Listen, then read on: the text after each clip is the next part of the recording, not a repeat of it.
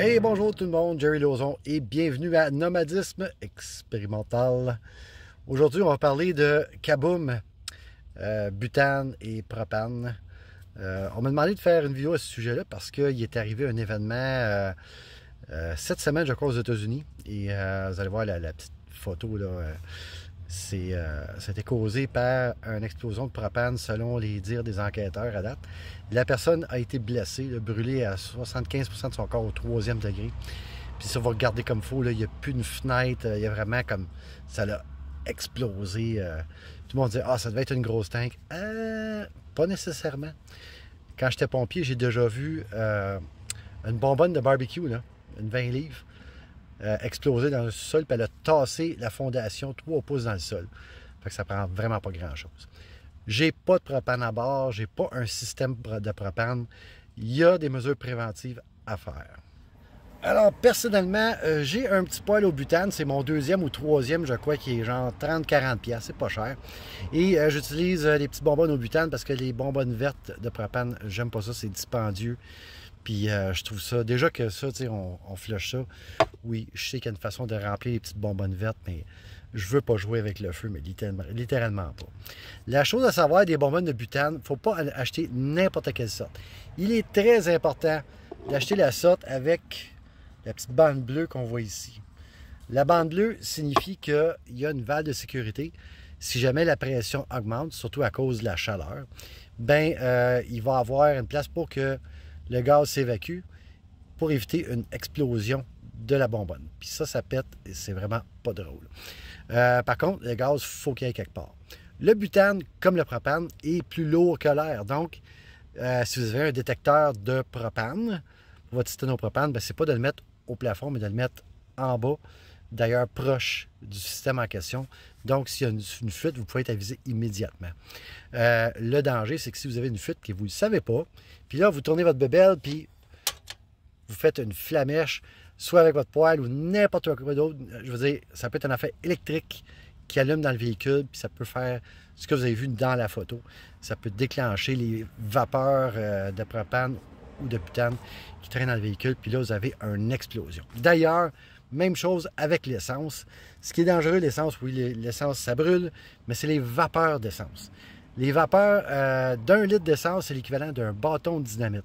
Donc, si vous voyagez et vivez dans votre véhicule et que vous avez une fuite d'essence, traitez ça au plus vite. Même chose au niveau fuite d'échappement. Si vous, moindrement, faites marcher votre véhicule alors que vous êtes à l'intérieur, c'est dangereux s'il y a une fuite. Vérifiez surtout au niveau du moteur. Des fois, entre le moteur et le firewall de la voiture, il pourrait y avoir des fuites, puis ça rentre même pendant que tu roules. Fait que si vous avez des mal de tête constants en roulant dans votre véhicule, vous avez probablement une fuite d'échappement et vous êtes en train de vous empoisonner au monoxyde de carbone. Vous avez mal aux articulations, là, mal à la tête, ça c'est l'empoisonnement au monoxyde de carbone. Je sais, ça m'est arrivé à quelques occasions. Donc, ce que je fais avec ça, bien, il est toujours en hauteur, il est sur un antidérapant ici pour pas qu'il se promène quand je roule. À date, il n'est jamais tombé. Et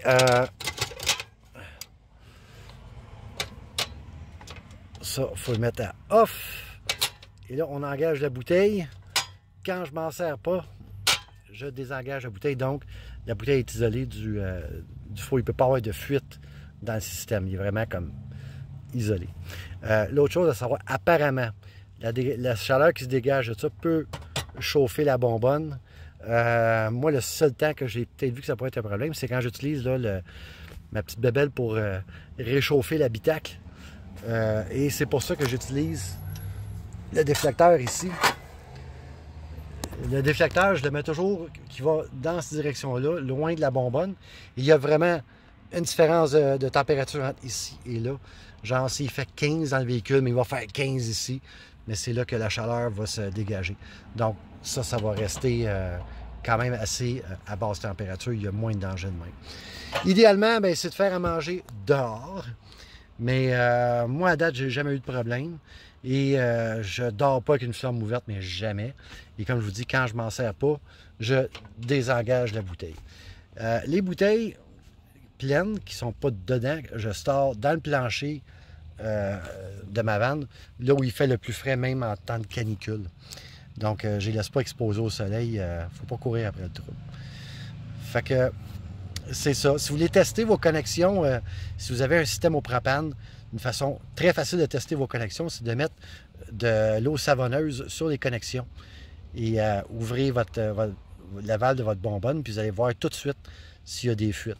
Si vous avez des fuites, allez consulter un professionnel. Si vous faites une installation propane, allez consulter un professionnel. Un, ça évite que ça vous pète en pleine face. Et si jamais il arrive de quoi à votre véhicule, ben vous allez avoir la certification puis vous n'aurez pas de problème avec vos assurances. Alors, bien sûr, si vous avez un système de propane dans le véhicule, il faut le déclarer à vos assurances. Parce qu'il faut que vous soyez au courant du risque. Fait qu'en gros, c'était ça. Donc, détecteur de fumée, bien, on met ça en haut parce que c'est là qu'elle va quand il y a un feu, que ce soit un véhicule ou une maison. Détecteur de propane, on met ça en bas parce que le propane est plus lourd que l'air et quand il va s'échapper, il va aller au sol en montant graduellement. Et il faut le savoir, si vous mettez votre détecteur là, bien, ça va prendre un bout avant que ça se rende là et le danger va déjà être présent. Alors, c'était la petite vidéo sécuritaire de la semaine. J'espère que ça répond à des questions. Sur ce, bien, bonne route, faites attention à vous. Bye!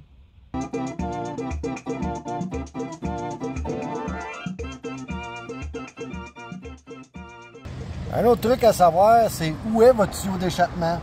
Si jamais vous êtes dans le char puis par mégarde, vous roulez pendant que vous êtes dedans et que vous endormez, bien, au moins arrangez-vous pour que la fenêtre du côté d'échappement ne soit pas ouverte, même craquée, mais vraiment fermée.